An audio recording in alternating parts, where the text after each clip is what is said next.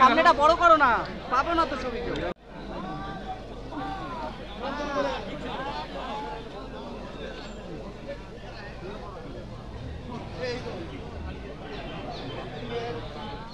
একটু স্লোগান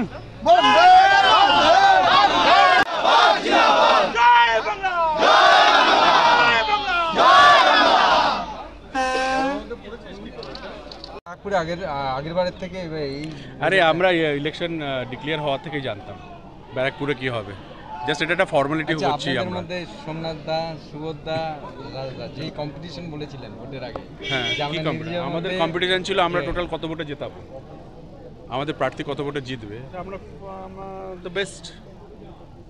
আর কি মোদি হাওয়া কি শেষ? হ্যাঁ, সারা ইন্ডিয়া জুড়ে মোদির হাওয়া শেষ। এটা হওয়ার গ্যারান্টি সেটা মানুষ শেষ করে দিয়েছে। হাওয়া তো মানুষ তোলে আর শেষও করে মানুষ, গণতান্ত্রিকভাবে শেষ করে দিয়েছে। মামাটির মানুষের জয়। আমাদের নেত্রী মমতা বন্দ্যোপাধ্যায়, আমাদের সেনাপতি অভিষেক বন্দ্যোপাধ্যায় বাংলার মানুষের কাছে প্রমাণ করে দিয়েছে কি বাংলাকে যারা বঞ্চনা করেছে সেই বঞ্চনা বাংলার মানুষ দূর করেছে। মমতা বন্দ্যোপাধ্যায়, অভিষেক বন্দ্যোপাধ্যায়ের জয়। মোদির গ্যারান্টি কি তাহলে পুরো ডাহা ফেল? ডাহা ফেলছে মানুষ, সারা মানুষ সার্জিক্যাল স্ট্রাইক করে দিয়েছে মোদির বিরুদ্ধে, সারা দেশের মানুষ। ইন্ডিয়াতেও ফেল, কি বলবেন? এই জয় হচ্ছে জনগণের জয়, এই রায় হচ্ছে জনগণের রায়। আর ভরসা হচ্ছে মমতা বন্দ্যোপাধ্যায় এবং অভিষেক বন্দ্যোপাধ্যায়ের উপরে, যাদের পরে আস্থা বিশ্বাস করে এই বাংলার জনগণ এবং ভারতবর্ষের জনগণ ইন্ডিয়া জোটের এবং এখানে মমতা বন্দ্যোপাধ্যায় এবং অভিষেক বন্দ্যোপাধ্যায়ের উপরে বিশ্বাস করে তাদের ভোট দিয়েছে।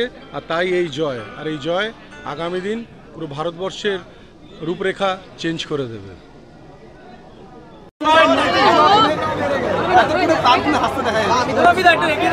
আমি এখনো হাসছি না, আমার এখন বড় দায়িত্ব যাতে ব্যারাকপুরে কোনো গণ্ডগোল না, এটা দেখা আমার প্রথম দায়িত্ব। আমি হাসছি না, আমি অনেক বেশি চিন্তার নীতি। আমাকে এখন সবার সাথে কথা বলে মনিটরিং করতে হবে যাতে কোথাও কোনো গণ্ডগোল না। একটু আগে গণনা কেন্দ্রে একটা উত্তেজনা তৈরি হয়েছিল। না না, সেটা আসলে বোঝেন তো, জিতলে একটু জয় বাংলা, ও তো ভিতর থেকে একটা অ্যাড্রিনাল বেরোয়, সেটার বহিঃপ্রকাশ আমি সবাইকে নিয়ে এসেছি। আপনি দেখেছেন আমি কাউকে যেতে দিই। আমি নিজে যেহেতু গুন্ডারাজের বিরুদ্ধে কথা বলেছি, আমি চাইবো না ব্যারাকপুরে কোনো অশান্তি হোক।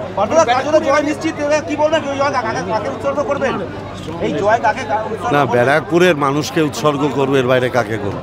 আর পুরো কৃতিত্বটাই মানুষের, তারা মমতা ব্যানার্জির উপরে আস্থা রেখেছেন। আমার নেতৃত্ব মমতা ব্যানার্জি আর আমার দলের সেনাপতি অভিষেক বন্দ্যোপাধ্যায়। মমতা ব্যানার্জি আমায় প্রার্থী করেছেন, অভিষেক বন্দ্যোপাধ্যায় আমার রণকৌশল ঠিক করেছে। আমি দুজনের কাছে কৃতজ্ঞ। আর সবচেয়ে আমি আরেকজনকে ধন্যবাদ জানাতে চাই এই সুযোগে, যে আমি, আপনারা শুনলে একটু অবাক হয়ে যাবেন, আমি শুভেন্দু অধিকারীকে ধন্যবাদ জানাতে চাই। কারণ তিনি যদি অর্জুন সিংকে ক্যান্ডিডেট না করতেন তাহলে এই সিটটা এত সহজে আমি জিততে পারতাম না।